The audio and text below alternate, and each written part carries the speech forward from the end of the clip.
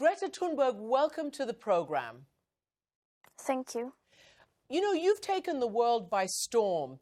How did you start being an activist? What was it and when was it? I started this summer in August, and I sat in front of the Swedish Parliament and I school striked for the climate. And then after that I have sat every Friday.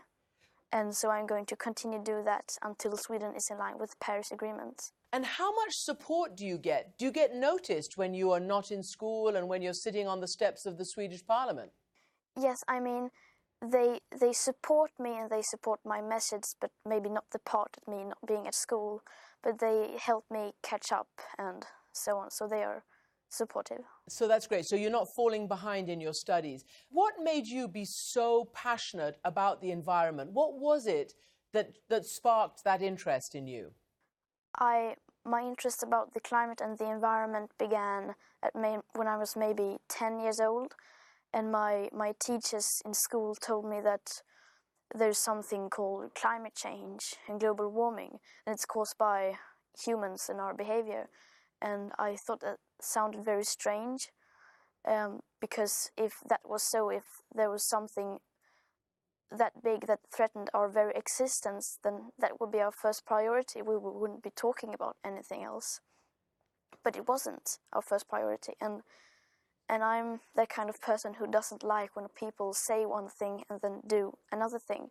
And that was the case with climate change. Everyone said that it's the most important issue of all and it's an existential threat, and yet they just carried on like before.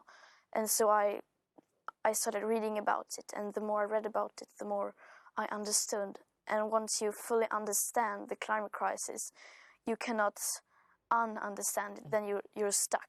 You have to do something about it. Well, you know what? You have unstuck yourself, and you've unstuck a lot of people and made them aware of this crisis in a way that they perhaps weren't before listening to you. You made a big splash at COP24 in Poland, and you made a big splash at Davos. And I want to play this little clip of you addressing all these world leaders at Davos. Adults keep saying, we owe it to the young people to give them hope. But I don't want your hope. I don't want you to be hopeful. I want you to panic. I want you to feel the fear I feel every day. And then I want you to act. I want you to act as if you would in a crisis.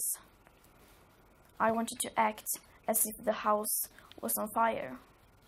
Because it is.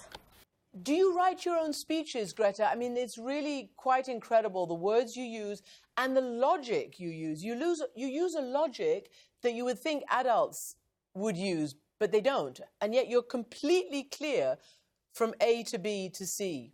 Yes, I write my own speeches, but since I know that a lot of my speeches will be listened to by many people, I have to have some people who have like input, and I also ask scientists sometimes, like, is this correct, and how would you put that in phrase? And so I get help from people when I ask for help. So what you do is you take the facts, not just what you believe or what you don't believe, but you take the facts and you try to make people aware of them.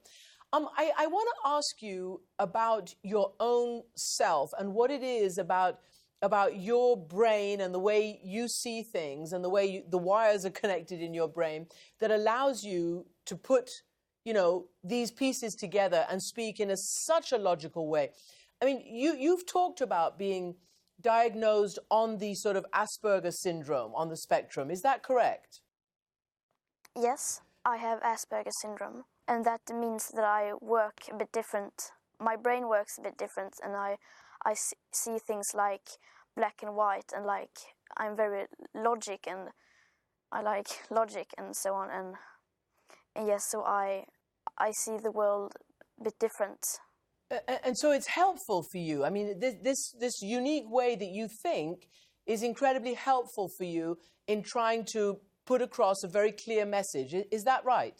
Yes, I think so, because if I wouldn't have been so strange, then I would have been caught up in the social game that everyone else seems so fond of.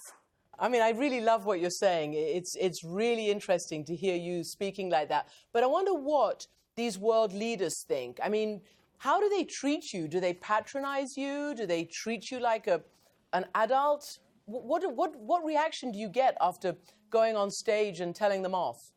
I often get like nervous laughter. They don't know how to react really, and that's fun in a way. But they respect me, and they treat me well.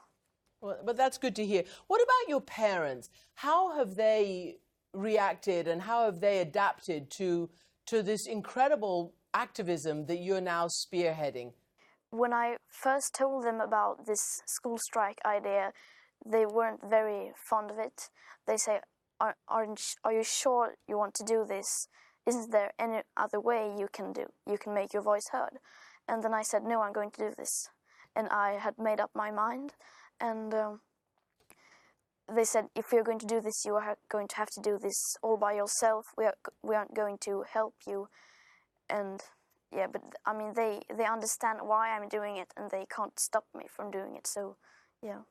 And have they changed their habits? I think I read that your mother, I think it's your mum, who doesn't fly on planes anymore. Is that right, or am I thinking of somebody else?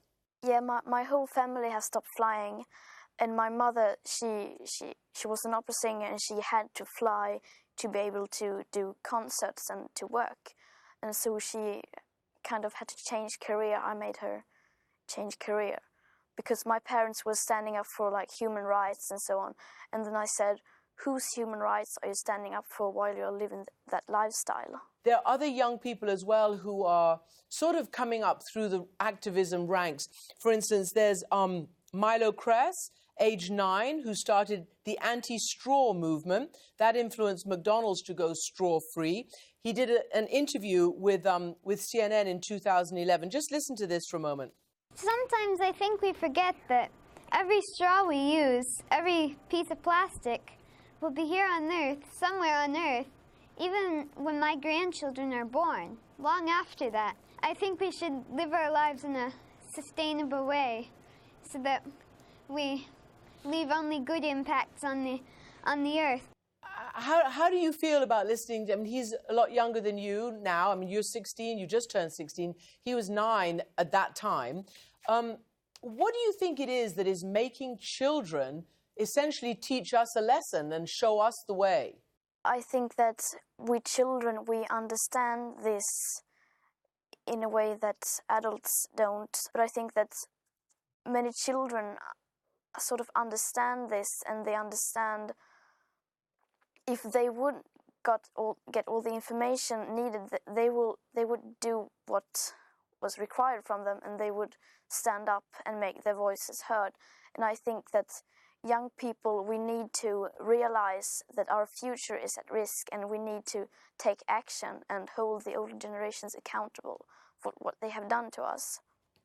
And I think you've also talked about what the solution is. People say, oh, we must go and do some more fact-finding and try to figure out the solutions. What's your answer to that? We need to understand that we are in a crisis, and then act from that, because in a crisis you change your behavior, you change your way of thinking, and we need to see the climate crisis as a crisis, which we don't do now. We don't treat it as a crisis. And so once we do that, we adapt. Humans are very adaptable. Mm-hmm. And then some people say that, oh, there's no black and white issue, but that is not true. The climate crisis is black and white, because either we start a chain reaction beyond human control, or we don't. Either we stop the emissions or we don't. That is as black or white as it gets. There are no grey areas when it comes to survival. Greta, are you going to keep this up is this going to be your life's work? Yes, I think so. Hopefully I won't be doing this for too long, because that means everything's fixed. But I probably will be doing this for a long time. Very well said. Greta Thunberg, thank you so much indeed for joining me. Thank you.